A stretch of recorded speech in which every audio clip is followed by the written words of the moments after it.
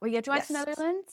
We can watch Uruguay and all the other teams, but those are our two that we hold in our heart, or two I hold in my heart. Y'all maybe don't hold Uruguay. That's okay. I hold Darwin very close to my heart because Yeah. I hold you close to my heart. Yeah. Yes. You. Yes. But I'm Yes. a Netherlands fan. Am I Dutch? No. Do I love Dutch? Yes. So Do I love Dutch?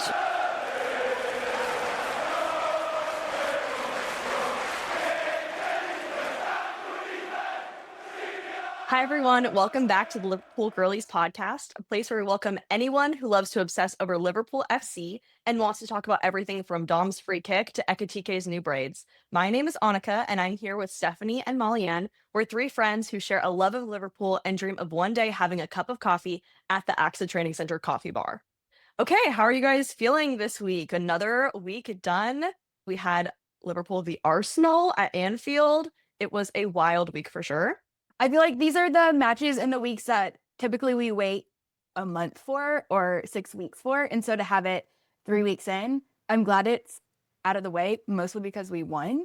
But it is crazy that we played Arsenal week 3. Yeah, it was pretty far into last season when we played them. So it was nice to have them and get that first match of them done on week 3 and at Anfield. So I'm very grateful for that to be done and for the win. Yeah. We had a obviously big week on the pitch, but we also had a lot of off the pitch news this week. So kicking us off, we're going to do an I'm sorry, but we need to talk about, which is a phrase that we end up using a lot when we need to rant for a moment about something that we're passionate about within Liverpool. Like Annika said, this is something we text frequently to each other. So this morning I searched I'm sorry through our text to bring some receipts and some examples of what the I'm sorries could be. So we have a great one that Stephanie submitted, I'll say, to the group chat. And it also has to do with the love of my life, Darwin Nunez. But we had one from last season saying, I'm sorry, did Darwin's haircut bring some new confidence to him on the pitch? We love. Yes. We also had an I'm sorry, this will be on repeat. And it is the Christmas video with Lucho, Robo, Ali, and Trent. Oh my gosh, that was so good. Yeah. So the I'm sorry moment is a place of honor within our group chat. I'm sorry, this is important. I love this. We have to talk about it. I will not stop talking about this. Yeah. That's why we need to keep it 1 minute so we don't go an hour because Yes. we could. Please give me 1 minute to tell you everything I have to say about this thing. Exactly. So I would like to take my 1 minute this morning for an I'm sorry, but we have to talk about Andy Robertson being named vice captain.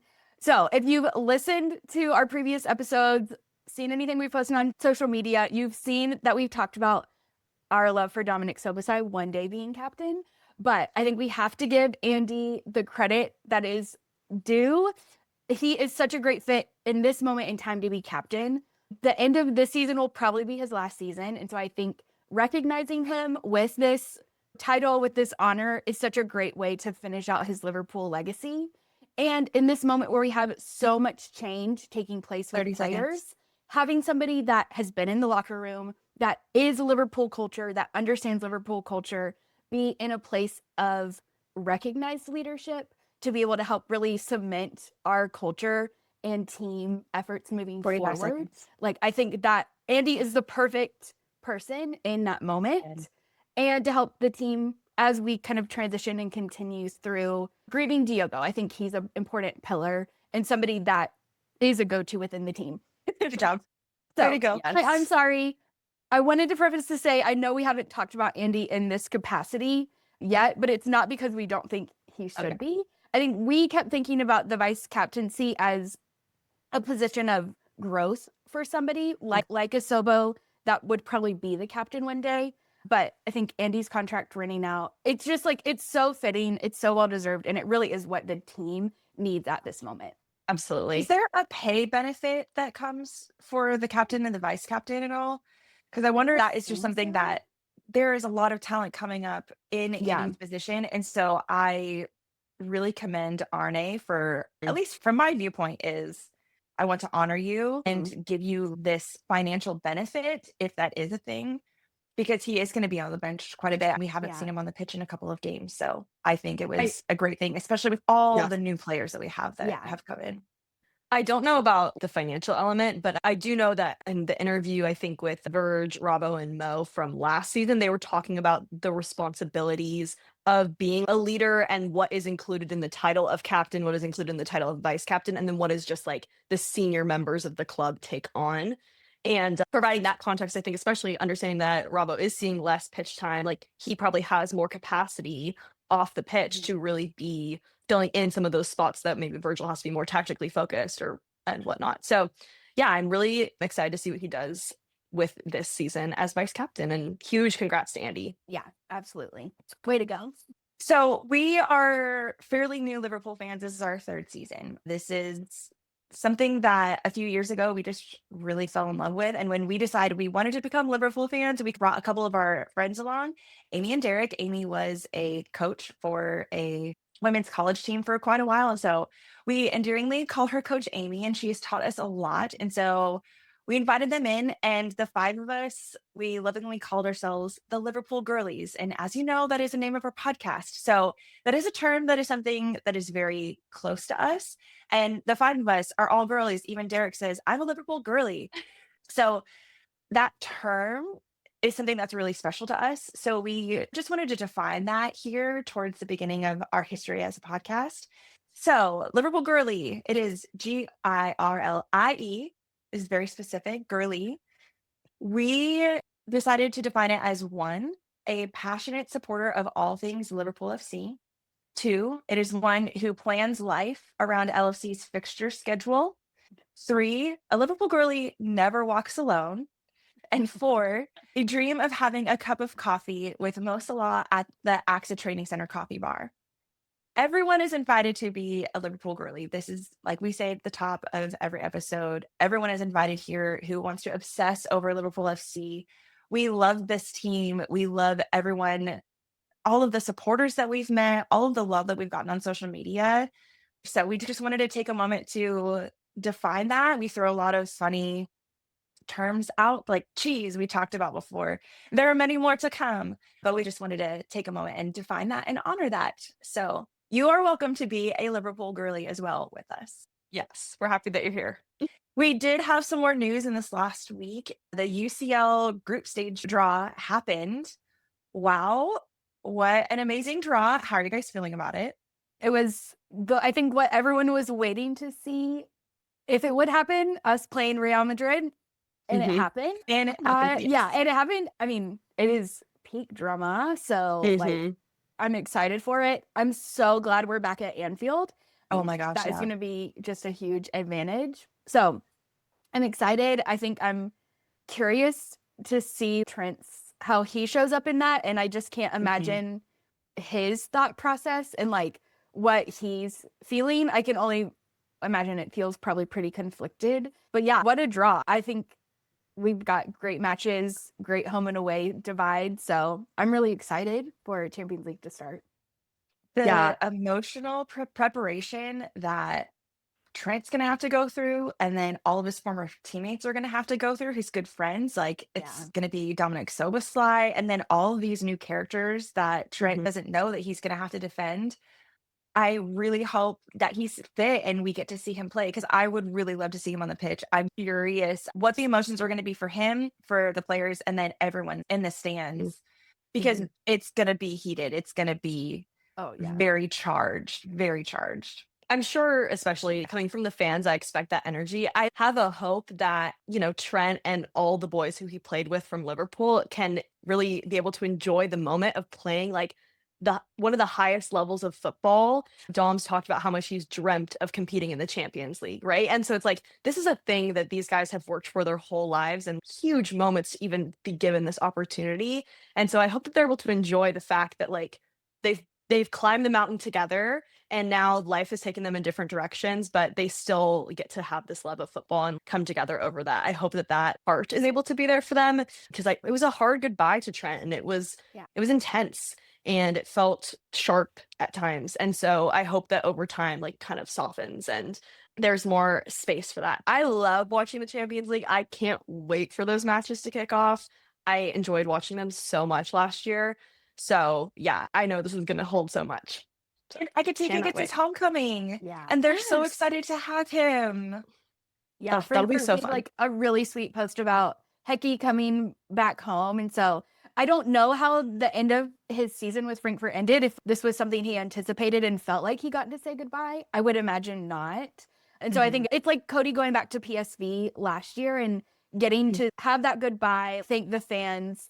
And I think it speaks to the level of individuals that we recruit and bring to Liverpool, that if you look at Frankfurt with Hecky, PSV with Cody, Frimpong and Verts leaving Leverkusen, and just like the warm goodbyes that they were given and like the support. Even Leverkusen posting about Frimpong earlier this season and being like, yes, he meant to score that goal in the Community Shield. It just speaks to the quality and the character of the players we've brought on the last few years. So yeah, really excited for Hugo as well.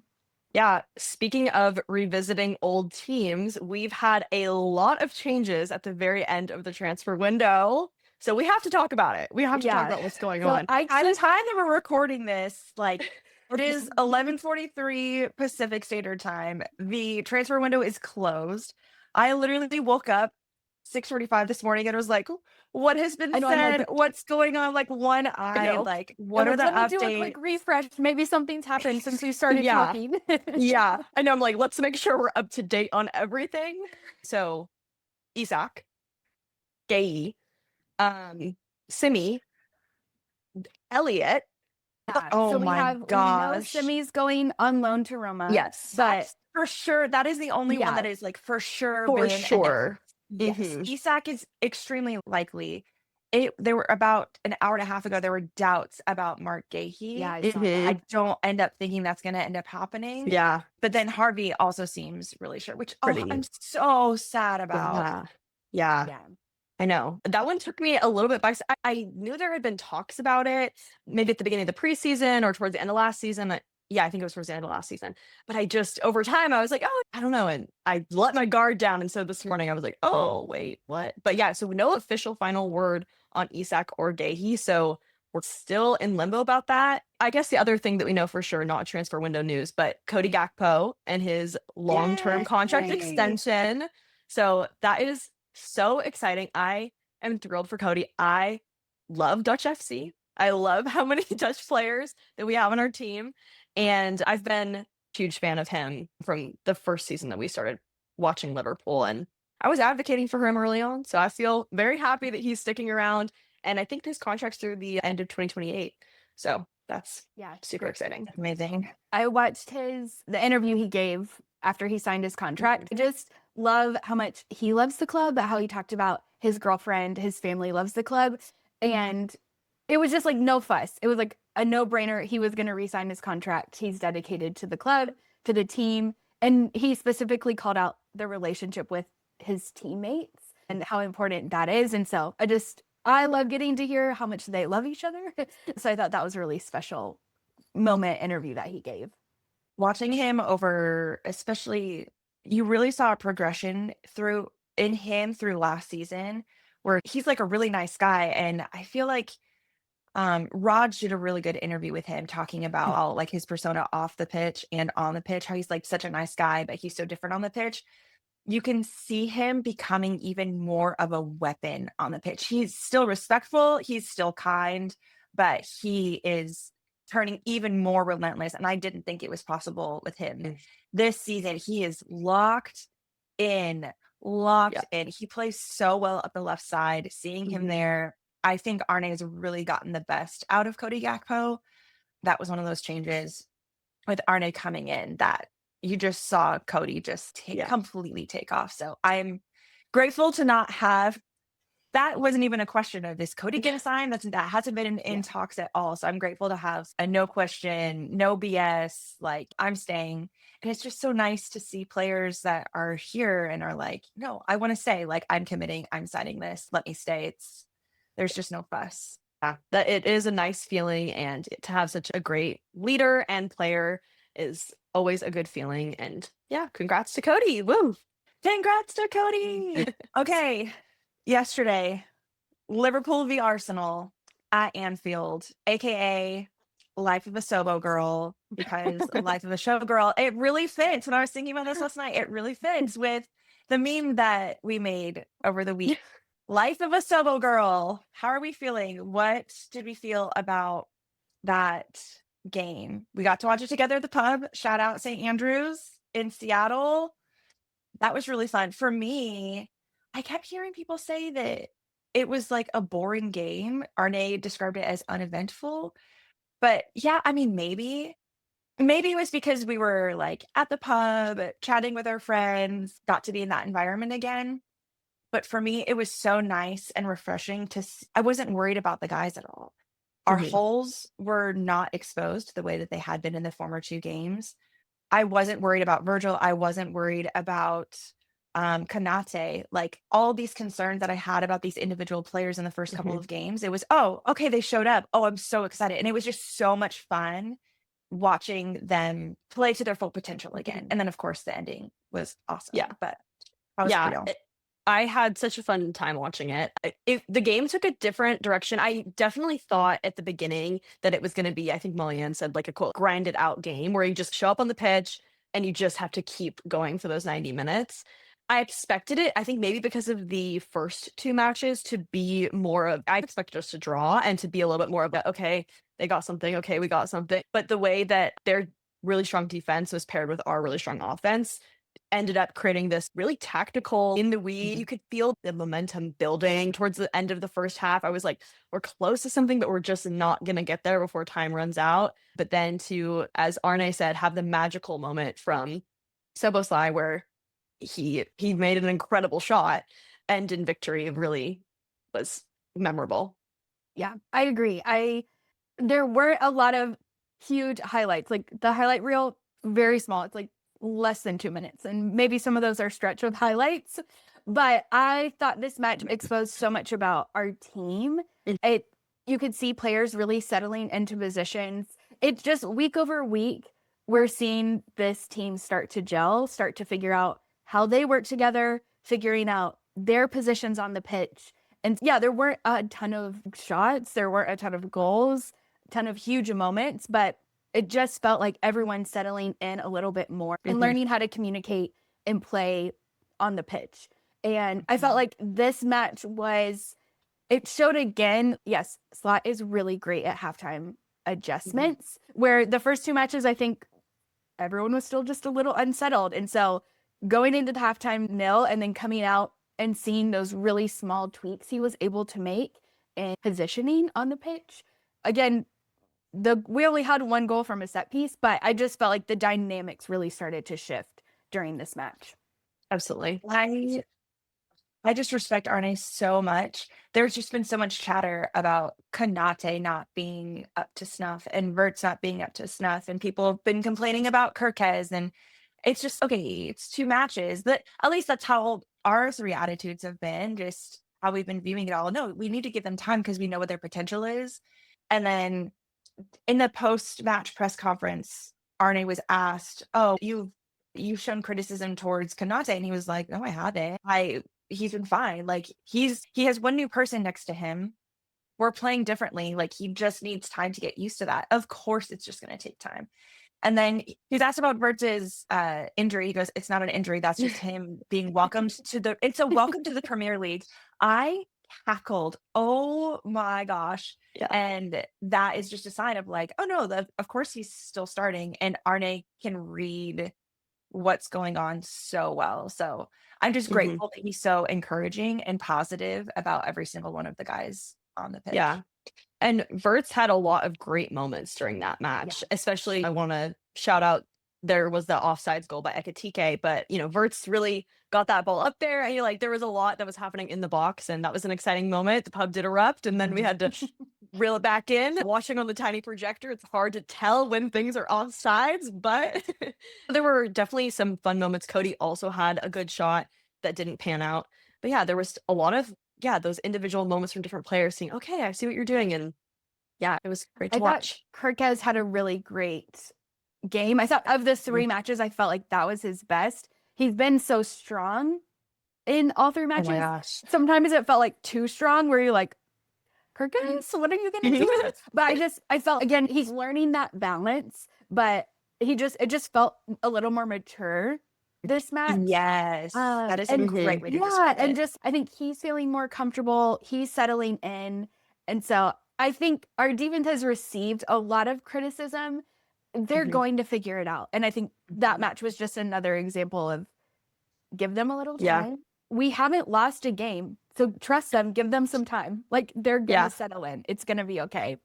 And speaking of Kirkes, there was that moment after Szobo's free kick where Kirkes got the ball and he started working up the field, and you saw Dom started running to be like, okay, and it made me think like, okay, I need to watch over international break some of the Hungarian matches because I want to see their chemistry in a team where they're used to playing with each other and have been together for a long time, because I want to see the types of connection that they have. That was a really exciting moment. It didn't turn into anything, but I'm excited to see those things build. Good big brother, little brother energy.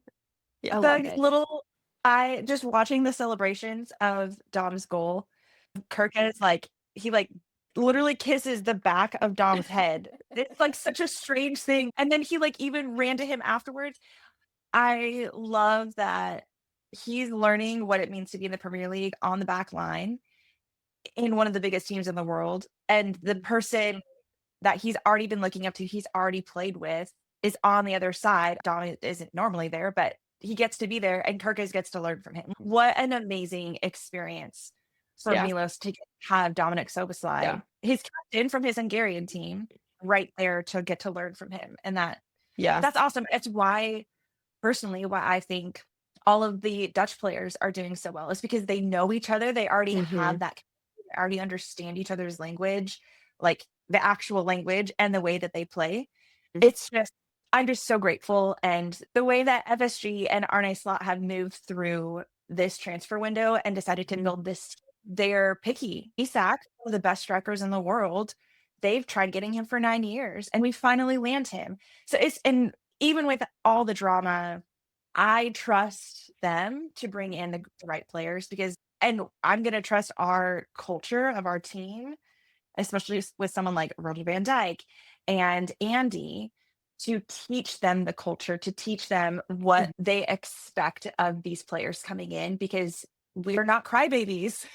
We don't play in a way that Newcastle did, and that's totally fine for them to do, but there's a specific way that you have to show up at Anfield. And so I'm just really grateful for the way that these leaders have built this team and to give all these guys the opportunity, and because we have people like Virgil and Andy. Yeah. And even Mo doing an interview with Raj from Men in Blazers this week and talking about Rio's goal and the advice that Mo gave him following that. Celebrate this with your family, really be diligent, and don't let this be your peak because you have a lot of work to do. And he was like, I'm glad it worked out. If you had more time in the field, I think you probably would have thought too hard about it. But just being realistic from one of the greatest players of all time, of this is the mentality that it takes to do this well, and this is how you show up and you work hard at Liverpool to earn this spot. There's a lot there, and we'll continue to see as people settle in. Yeah. Okay, we've talked around the moment of the match, but I think it's time we talk about Szoboszlai's free kick. And I think anybody that messaged me about that probably said it in the pub. The only thing I could just keep saying was incredible. It was incredible. Oh yeah. Oh yeah. Oh, it was so good. I loved watching the buildup of that goal. And it was like Mo, Szobo. I don't remember. There was someone else standing back there. It wasn't Cody, was it? Maybe. Yeah, okay, it was. Well, okay. Just the three of them talking and scheming and just not knowing exactly what they're thinking to do. I was hoping Szobo was going to take it. Again, just thinking maybe he'd get it in a good position, not thinking he was just going to shoot it straight into the goal. Insane, incredible. I've watched it so many times. Yeah. It was season 2 Jamie Tart versus Tottenham level. It's too far. It's too far. He's going to miss it. We need to do a trick play. This morning, I watched the clip of Jamie Tart making that free kick on Ted Lasso. That's awesome. To see how far he was. It was like a 5-yard difference. That was it. And then I literally was going back and forth to see the difference. It's the same. It's crazy. It was definitely Jamie Tart level. I just loved the second half because leading up to it, you could just, I turned to our buddy Young next to us, shout out Young. I was like, you can feel it building if something is going to happen. We're creating this. And he said, he gave a great analogy, and he was like, it's like both teams are playing chess right now. They get to the midfield and then they have to figure out what play to make next. Yeah. And yeah, people are saying that it was boring, there was nothing going on, but it was so enjoyable to watch football, tactics, and just really skilled players on the team on both sides. Like, I had so much fun watching that game because I finally felt confident. Yeah. And when you have such great teams playing each other who have really dialed in tactics, it does come down to the free kick about if you draw or win or lose, of like, how does this end up? And Szobo talking so much afterwards about, the coaches let us practice our free kicks last week because we weren't playing as much. And so I was able to feel like confident enough to try it. And I loved his quote. I felt, I was confident in myself, so I tried. My new life motto. Put it on the wall, paste it everywhere. Yeah. I love that it wasn't like I was confident, so I did it. It's like I was confident and I had the willingness to try. And he talked about in those interviews, like when it came off my foot, I didn't know that I was going to go in, but I at least had the willingness to try in that moment. And thinking back to the dummy that he pulled to give Rio that goal, like we're seeing Szobo trusting himself, believing in himself, just to say, hey, I'm willing to take the chance. And if I miss it, but if I make it, like, it's going to be a good one. Yeah. So it's like that risk reward that he's just really doing a great job knowing himself and figuring out when to risk and what the payoff is.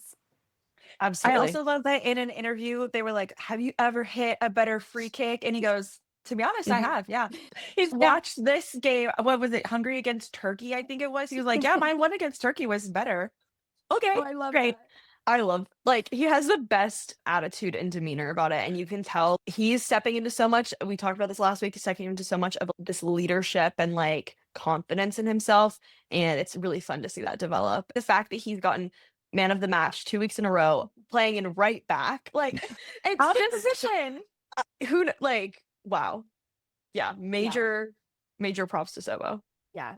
I don't know if you guys saw Steven Gerrard posted the free kick on his story and tagged Dom and said, what a diamond. And Dom reposted it. Oh my gosh, I didn't see that. Yeah. My favorite thing was McAllister's post where he was like, great match, thanks for the energy. You learned well, Dom. I was like, okay. With the face. Yeah. He's like, I've seen bad free kicks, but that one was good. Yeah. Okay, but also can we talk about Dom's new emojis? Last year and for many years before that, he was using the skull emoji. He's now using the magic wand. Magic wand. We love that. He had the fairy godmother came, dusted Szobo's head, and he was like, it's working. Let's go. The emojis switch up. Darwin shaved his head. Szobo, he's using new emojis, new season, new era. What else is going to happen? They got to keep us on our toes. I just wanted to shout out Jeremy Frimpong and him being on the sidelines when the game ended and welcoming everybody, but specifically Szobo. And again, I think it speaks to the character and the quality of this team. Dom is threatening. He could look at it like Szobo's threatening my position. He's playing so well. He's making a huge impact on the pitch. And he was there to celebrate him, to walk into the locker room with him. And I just felt like that was such an important moment. Yeah. The way that he shows up to celebrate the players, but specifically Szoboszlai yesterday. As I was watching specifically that clip with him and Gio welcoming everyone back, I just really see it as a big brotherhood, as they're all able to celebrate each other. And yeah, it is a competition, but they all do such a great job at celebrating each other's successes because their focus is all the same, is they want to win the Premier League. They want to win all these trophies. So that's a really great call. It's just like one big brotherhood. And I'm really grateful. Very grateful. This is thoughts I've had after honestly Bournemouth, Newcastle, and now watching us against Arsenal. And I think it is one of the biggest differences between how Liverpool approaches match versus how Arsenal approaches match. Okay. And Liverpool is playing to win. Arsenal is playing not to lose. Yes. And I think with the decisions with Bournemouth and Newcastle, I really felt that in the decision slot made with subs at the end of the game. Bringing on Chiesa, bringing on Rio. he waited to put in Endo and more defensive players because he wanted to get those goals. He was playing to win. Yesterday, I think the way that our team showed up on the pitch, they were not playing to draw. They were not playing afraid to lose. They were playing to win that game. I just think that is such a huge mentality. I know Slot over and over again is going to say, I'm not thinking about May. I'm not thinking about May. I'm thinking about the next game, which is the right thing. It's the right response. And I believe him, but they are playing to win. They're not afraid to lose. And I'm not saying we are not going to lose a match. We will lose a match. We will draw a match. It will happen this season.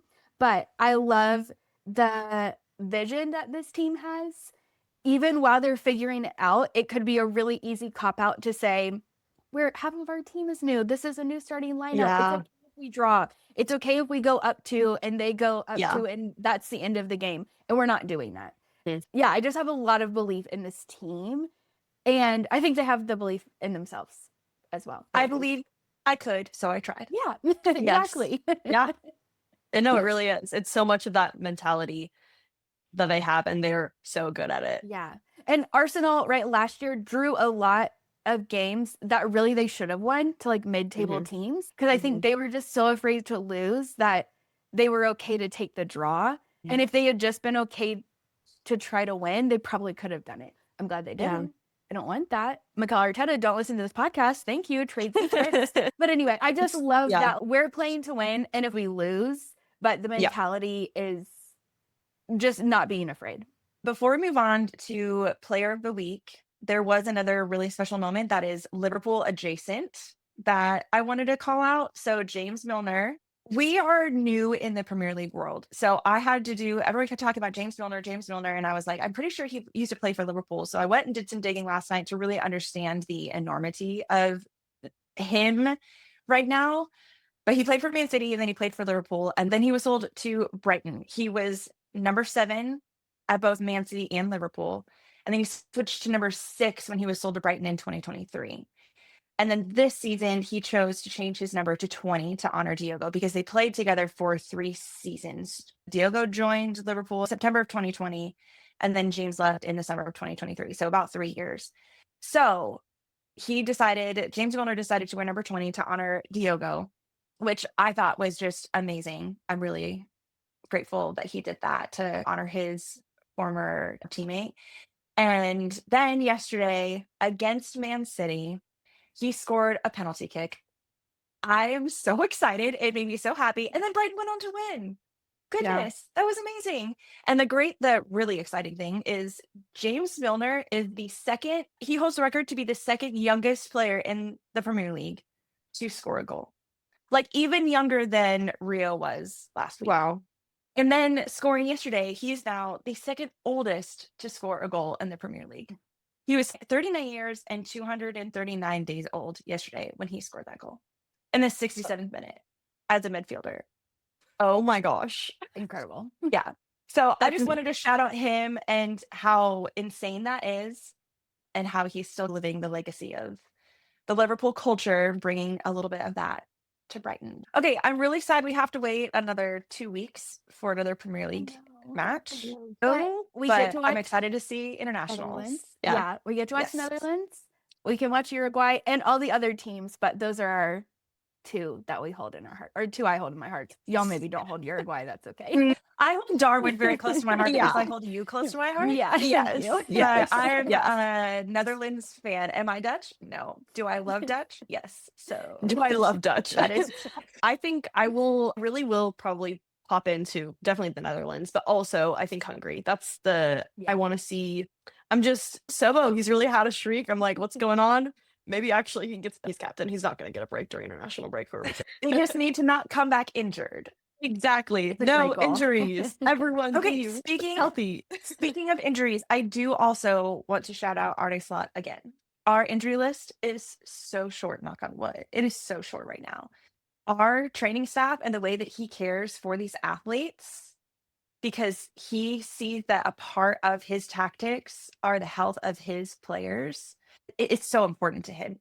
You could really see how he managed his players last season, and whatever like physio team that he has at the Axis Training Center, it's amazing. that is another difference between how Liverpool shows up to a match and how Arsenal shows up to a match. Arsenal's injury list is very long. It is consistently like that. So I'm just really curious. I don't know anything about any of that. I can't sit here and claim that, oh my gosh, I'm an expert at this. I'm just really curious about what the difference is in those locker rooms and how they both handle those situations, because we play to the final whistle. And part of that is keeping an eye on injuries and the health of these players. And Arnie just takes such good care of them. In the post-match conference, Arnie was asked about Konate, and he was like, he said he felt a little something. He thinks it's a cramp, but that's what Jeremy said, and it came back with scans that it wasn't just a cramp. So I took him off. So just the way that he cares and he's able to read, I just wanted to shout him out, because that's part of the game that not a lot of people talk about, and he just sees it so important, and we are seeing the benefits of him doing that. So Absolutely. Anyway, hopefully they come back from international break. No injuries, no issues. So anyway, who for this week, and we'll just hold on to these players of the week very closely since we have to wait a little bit longer. Who are y'all's players of the week? You want to start, Molly-Ann? Mine is Milos Kerkez. I have loved seeing him grow across these 3 matches, get settled into the team at Liverpool. Like I mentioned earlier, I just felt like this game against Arsenal was his best game yet. He is fierce, he is strong, but he's learning where the boundaries are. And I love his little brother, big brother relationship with Szobo. And so just getting to see how proud and excited he was for Szobo post goal was really sweet as well. So I think so much growth from him in such a short amount of time. I'm excited to see him play the rest of the season. Steph? I'm going to go Dominic Szoboszlai, because for 2 seasons, in the conversations that we've had, we have never doubted him. And there's been a lot of conversation. Every once in a while, it will be popped in of Dom's not doing anything, Dom's not doing anything. And we've talked about this before, of how hard he runs. He sacrifices so much for his team, and to watch people actually see the hard work that he puts in. A lot of what he does in the midfield is off the ball, and it's so intelligent, people miss it. And so now that he's in a spot where what he does is very exposed, I'm so grateful that he's getting that moment, and the magic of him making that free kick, he deserves to be celebrated. So he's definitely my player of the week. Plus the post-match photos of him and his baby that was posted by him and his wife. Oh my gosh. It is the first time we've actually gotten to see a little bit of the baby and him just interacting with his kid. That was really special to see. So shout out Dom and Borka and baby Szoboszlai. Okay, my player of the match, someone I actually think we haven't mentioned at all today. I'm going to give it to Alisson Becker. Okay. He made some really great saves this week, and that kept us in the match. And so I think that keeping a clean sheet is always so important. That was something that didn't happen the first 2 matches of the season. And so seeing him really be super sharp during this game, and that confidence just works its way up the whole line. So I got to give him his flowers. He did great this week and every week, but especially this week. So that's all for this week's episode. We will be back next week, but until then, you'll never walk alone.